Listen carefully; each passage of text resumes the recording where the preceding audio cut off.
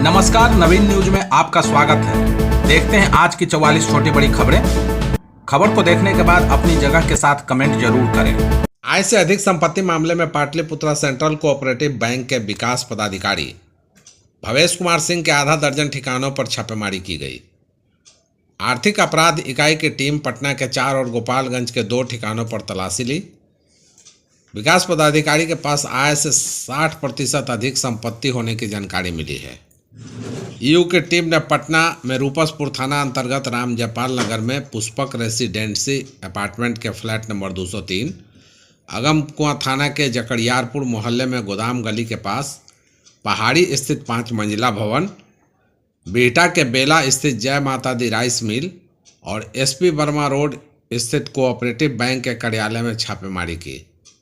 इसके अलावा गोपालगंज के माझगढ़ थाना अंतर्गत जलालपुर गांव के पैतृक आवास और माझगढ़ के भावना पेट्रोलियम की भी तलाशी ली गई।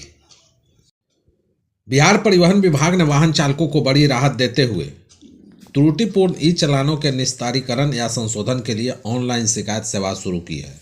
अब गलत चालान कटने पर वाहन चालकों को दफ्तरों के चक्कर नहीं लगाने पड़ेंगे।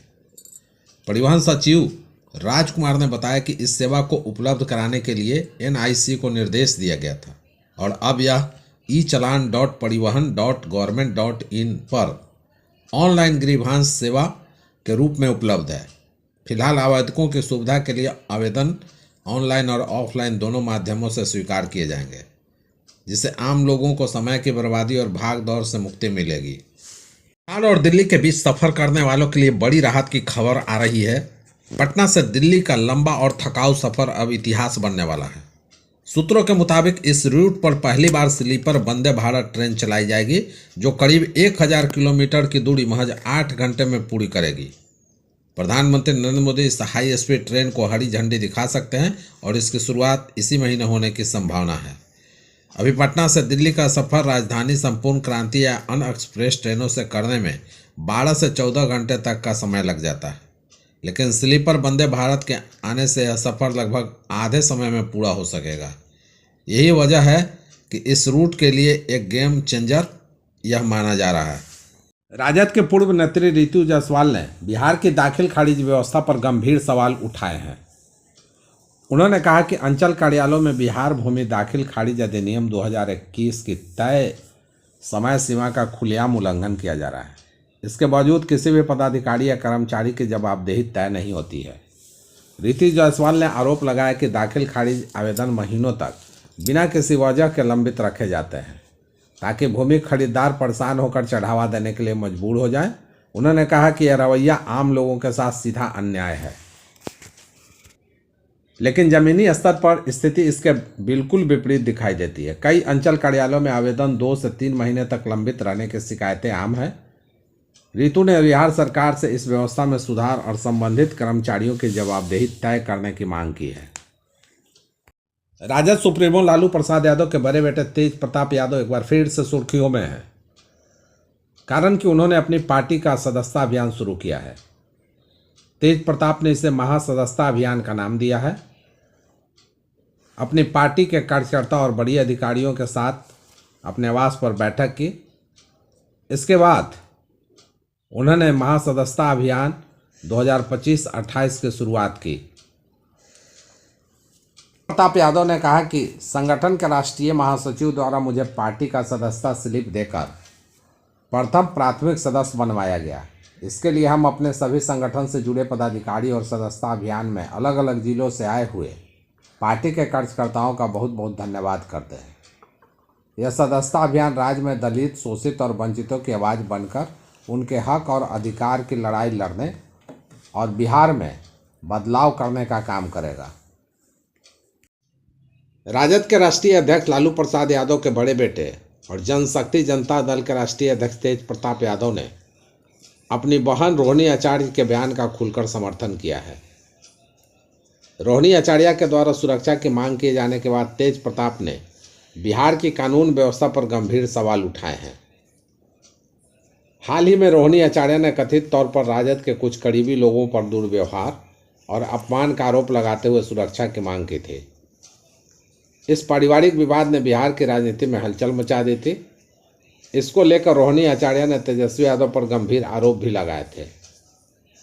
फिर रोहिणी ने पार्टी और परिवार दोनों से नाता तोड़ लिया और मीडिया में आकर स्पष्ट रूप से इसका सारा ठीकरा तेजस्वी यादव पर फोड़ा था।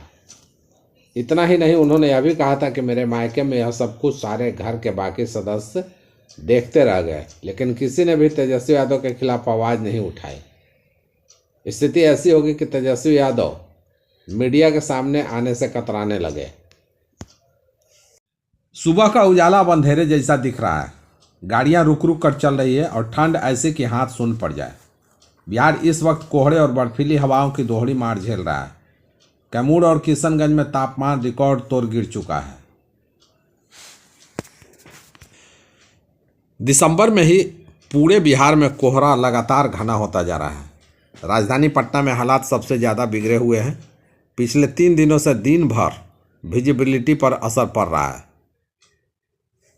वैसे सुबह की धुंध दोपहर तक नहीं हट रही है, जबकि तापमान भी लगातार नीचे जा रहा है। रात का पारा कई जगहों पर 5 से 8 डिग्री तक पहुंच चुका है। मौसम विभाग की ताज़ा रिपोर्ट में बताया गया कि अगले 72 घंटों में कोहरे की तीव्रता और बढ़ेगी।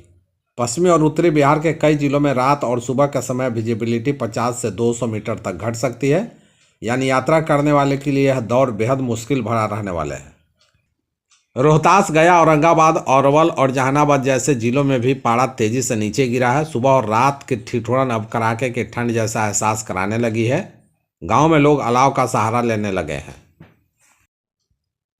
बिहार के मुख्यमंत्री नीतीश कुमार नवादा जिले के रजौली पहुंचे, जहां पर उन्होंने महत्वपूर्ण विकास योजनाओं का जायजा लिया। उनके साथ उप मुख्यमंत्री सम्राट चौधरी भी रहे। सीएम का यह दौरा 2 प्रमुख संदेशों पर केंद्रित रहा। एक, हरित ऊर्जा को बढ़ावा देना और दूसरा, जीविका दीदियों के माध्यम से महिला सशक्तिकरण को मजबूती देना। मुख्यमंत्री ने हरदिया पंचायत के फुलवड़िया डैम में चल रही 2 प्रमुख योजनाओं का मौके पर जाकर निरीक्षण किया। एक, मछली पालन परियोजना जो स्थानीय स्तर पर रोजगार और उत्पादन को नई ऊंचाई दे रही है। दूसरी, फ्लोटिंग सोलर पावर प्लांट, जिससे साफ ऊर्जा उत्पादन की उम्मीदें बढ़ी है।